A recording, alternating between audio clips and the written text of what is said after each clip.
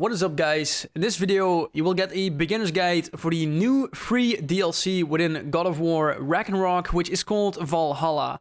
In this DLC you will be exploring Valhalla as a roguelite experience separated from the main game, so you can play it right away once you have downloaded it from the PlayStation Store. This DLC will come with new story arc for Kratos after the main game, so it is best if you have beaten the game before you start it. But that said, about a new story, I won't be spoiling it. What I will do in this guide is explain how the content gameplay works within the roguelite setting.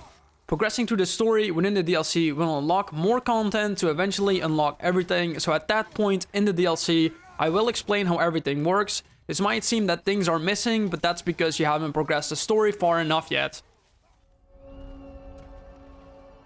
So how the DLC works is that when Kratos enters the door at the shore, he will be going through his memories within his past. So the areas will look similar to the 9 realms in the main game.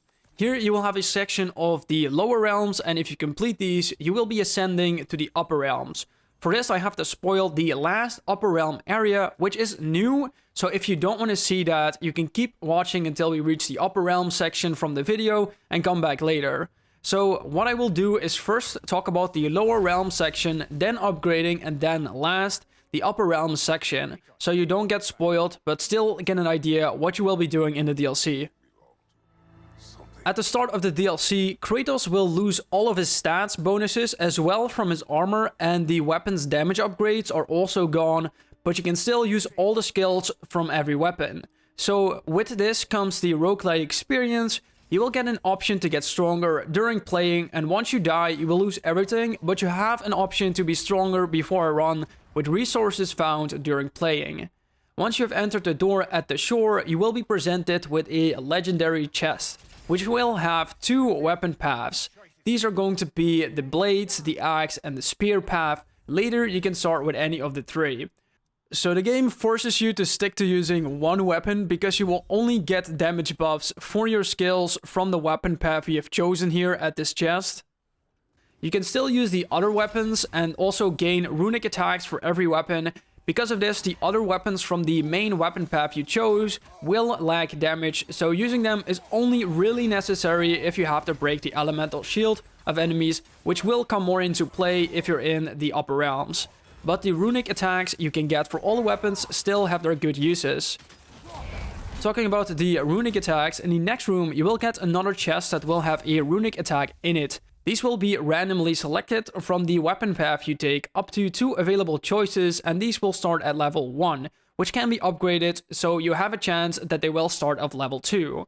You will only be able to get 1 light and 1 heavy ability for each weapon during the run, so choose wisely.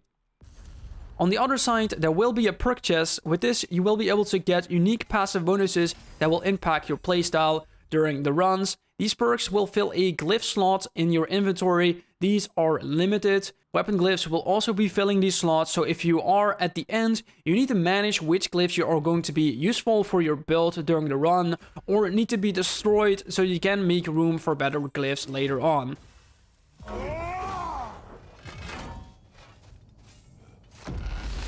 Following the door after these chests will let you enter one of the sanctuaries from the lower realms. The lower realms are going to be Asgard, Jotunheim, Svartalheim, Midgard, Alfheim, and Vanaheim.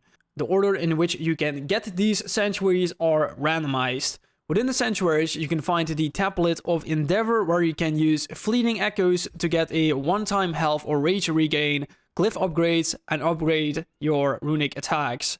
The fleeting echoes are the resources only available during the run and are gained by breaking the pots and completing rooms entered from the sanctuaries. But you can also get more from upgrades, so that you start with some fleeting echoes at the beginning of a run. The doors in the sanctuaries will transport you to a battle room, and the icon on the door will present which reward will be behind it. We already know 3 of these rewards, which are the weapon glyphs, the runic attack glyph, and the perk glyph, which we gained at the start of the run. But there are more rewards. These are the stat glyphs, where you will get a bonus to your stats, the mix glyph, which will grant you a selection of choices from all possible glyphs, the refill room, which can give you a choice to regain your health or rage, but also a stat glyph if you didn't need the refill. and also a fleeting echo room, which will give you fleeting echoes as a reward. But there is also a hidden door marked as a question mark. Here you will get a special room from the weapon path you've chosen, and here you will find a runic chest with the puzzle from the weapon you chose at the start, and opening this up will grant you some resources and the crest material of the weapon, but more on that later when we talk about the upper realms. If you continue further in this room, you have a choice of 3 different chest rewards, but you can only choose one. In all the rooms, you will be fighting enemies from the base game, and in each room there will be a health stone to regain some health back. There might also be interactable objects for you to use in battle to make the fights easier. Once you go through the door after beating all the enemies from the battle room, you will enter another sanctuary from another lower realm. You might have seen also some chests locked behind a black fog wall in these sanctuaries. These can be unlocked by keys gained when you are in the upper realm and later can be bought from the shore, so you can just ignore them for now. There's also a chance to get a pillar spawning in for the Burdens of Valhalla. Here you will be able to get a free glyph reward by giving yourself a debuff for a set amount of encounters, and if you have completed it, you will be gaining this glyph bonus from the burden, and these glyphs will be in a separate slot from the original gift slots limit. In the sanctuaries, you will need to take the doors to progress to the DLC, where 2 doors in each sanctuary will lead to a reward and another realm. This cycle can be done up to 3 times before the game forces you to fight the Valhalla chosen, so you can ascend to fight the boss and go to the upper realms. There's also a chance to get a hidden room, and here you can get a free glyph reward from all the possible rewards you can gain from a chest. You can also just go for the Valhalla chosen in any of the sanctuaries you visit straight away if you're ready to face the tougher fights.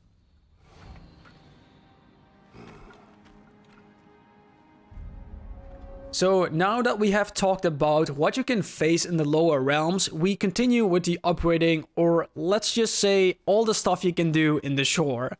The first thing you can come across on the shore is the labor board. This will serve as challenges you can complete during the run to gain resources called mastery seals and spirit seals. These challenges are simple things you can do during the run, but you will need to complete a bunch for the mastery challenges. These will give way more resources and also offer armor cosmetics to change the look of Kratos and are gained by talking to the Valkyries at the shore. The resources you get from these challenges can be used at the shore by the Tablet of Reflection and Influence. At the Tablet of Reflection, you can use the Mastery Seals to increase your health and rage bar. With that, you can regain health after fights and also when you're looting chests. You will be able to get permanent starting resurrection stones here to revive you after you die in battle. If you go a tab lower, you can see that you can upgrade all of your stats for a great amount to make you much stronger before you enter Valhalla. Going another tab lower, you can unlock more glyph slots so you can have stronger builds. Finally, on the lowest tab, you can buy armor cosmetics, which don't make you stronger, by the way. They only serve as a fashion in this DLC. If we go up to the Tablet of Influence, we will be able to spend our spirit seals here to gain more resources during the run. So we can gain more fleeting echoes from defeating enemies and also start with more when we are starting a new run. We can also get upgrades to gain more mastery and spirit seals from defeating Valhalla Chosen and also from breaking pots, with the option that pots and common chests will be automatically looted within the lower realms, so it's less tedious.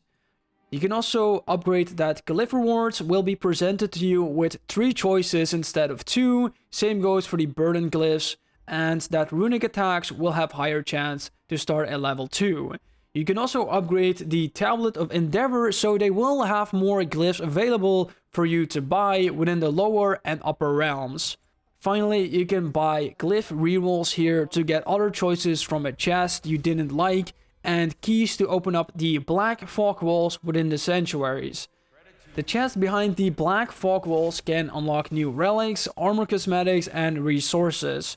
Each sanctuary will have a glyph chest behind one of these fog walls to make you stronger in the current run, but might require an offering before you can open it.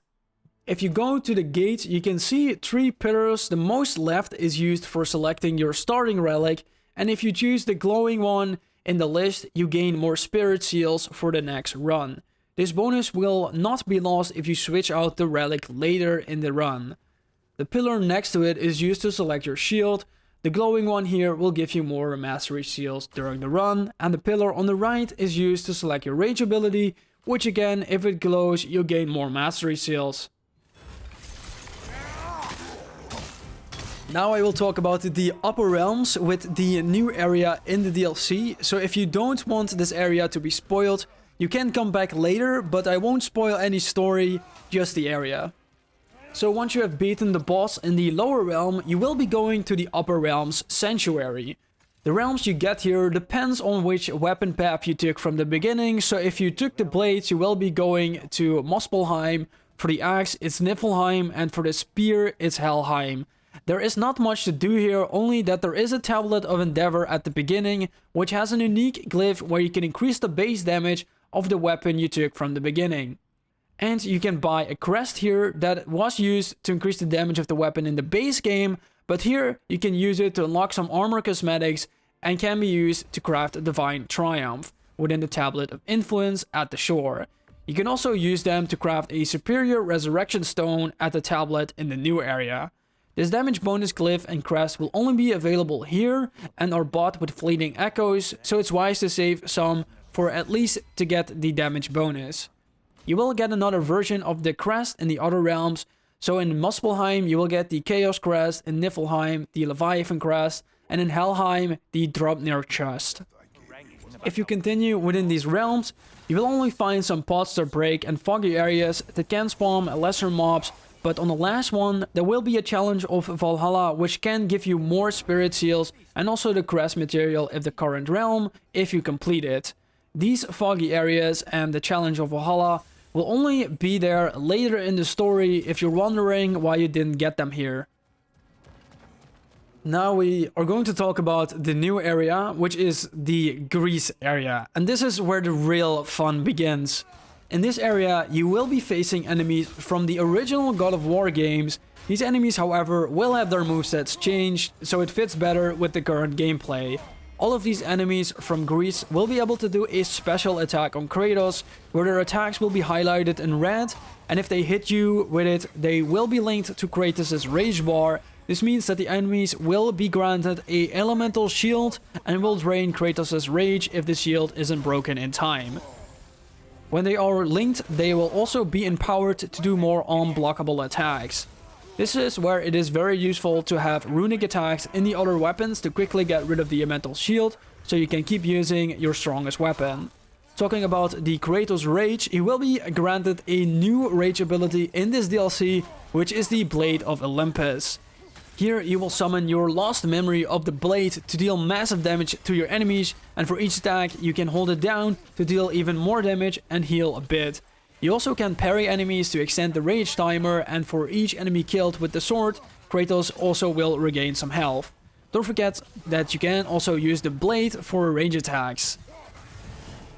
For the area in Greece, when you enter the center, you can see multiple chests around the area with a burden of Valhalla on the left side and the Tablet of Endeavor on the right side. By the Tablet of Endeavor, you can get greater health and rage recovery, and you can also buy your superior resurrection stone here with the crest material. And these crests will not be lost if you die or complete the run, so you can stack them to buy this stuff. If you go down to the lower tab, you can unlock relics, so you can select them at the shore. Do note that you can still find any relic within Valhalla, even though you haven't unlocked them yet at the shore. You can also refill the relic uses here from your current relic. And you are able to get the Sanctuary Barrier keys here as well. For the chests at the center, you probably cannot open them yet because you don't have enough fleeting echoes, but here in this area you will be able to gain more echoes if you beat Valhalla Chosen for each one you defeat. It will add up to a multiplier to gain more echoes. How to find the Valhalla Chosen in this area is by approaching rifts. These will spawn random enemies and one of them will be a Valhalla Chosen. If you defeat all of the enemies, you will be granted a mixed glyph reward, and the quality of this reward depends on what rank the rift was. So for the blue it is lower, for yellow it is medium, and for red is the highest, but higher rewards mean more tougher enemies. When you do move out of the center to find the rifts, there will be a ticking timer on the top of the screen. This will make enemies level higher if you take too long, and for each rift defeated, the timer will be extended on its current countdown. If the countdown hits 4, enemies are really strong, and it is best to avoid any enemies and head to the center for the main boss. And if you do hit countdown 5, well, you're pretty fucked, dude. Within the corridors, there are going to be those foggy areas that will have a chance to spawn mob enemies, but also between the rift locations, you can find fixed chest locations that will hold glitch rewards, so be sure to get them all. Some rifts will be shimmered with extra rewards, but I never really saw a huge difference from the rewards when you complete them, because it's all RNG anyway, so I couldn't really see the difference what they do. You will need to defeat a total of 6 Valhalla Chosen to fight the final boss, but you can keep doing rifts for more rewards. You can also go to optional areas from Kratos' past to get a rift encounter, but the challenge here is that you will be needing to kill all the enemies within a time limit to dictate the quality of the reward from the rift. When you are in these locations, however, the level timer will not be present, so you don't have to worry about it, and if you beat the challenge, even time will be added if you go outside. There's going to be 3 areas of Kratos' past you can enter, so when you beat 2 rifts, you can enter the boat on the far right. If you beat 4 rifts, you can enter the desert in the far left, and as final, if you beat 7 rifts, you can enter the top floor, which will be a random undead boss you fought in the base game to gain a perfect glyph reward. If you fight the undead king here and beat him, you can get his relic from him to unlock it at the shore. Talking about relics, there is a chance to get a question mark perfect glyph of the collector. If you destroy this glyph in your inventory, you will always get a new random relic with 1 charge for the rest of the run, so it's super useful. Once you go back to the center, you probably can open up the chest here. 2 are for glyphs, 1 is for a relic, 1 is for the Divine Triumph, and the middle one is used to gain the Flawless Ares and Zeus Armor cosmetic. If you already got those, you will gain Divine Triumph from this one. So this was all that the DLC had to offer other than the story related stuff, which will be easy to understand what you need to do so you can enjoy the story yourself. That is why I won't talk about the final boss, because it is just a repeatable boss you have to do with different attacks each fight, so you will get the hang of it. And if it's really hard, you can just change the difficulty setting. There is not much you can gain from playing it at higher difficulties other than gaining more resources. And you can change it every time you are at the shore, so if it's hard or easy, you can just change it. Some final notes that might help you are that you can get cosmetic rewards from playing it on the hardest difficulty with the breaching debuff, which can be gained by the Tablet of Influence, but that would be too hard for just a shield round you can't even really see, so it is up to you if you want to do that. Also, if the game crashes on you, you will lose all your progress, which is super annoying because it happened to me multiple times. They might fix it with a patch. You can suspend your game at any tablet of Endeavor to save your current run, so you can continue it later. You can also use the PS Plus save scumming to copy and reload a save when you have died, but that would be too much work. And dying is like your own fault, but crashing is not, so dying is more forgiven for me to start over. Also be wary of Kratos, that he doesn't try to go out of bounds to go back to the old days, because then you're fucked. So guys, I thank you for watching and I hope it was helpful. Also don't forget to leave a like to support the video, and I see you next time.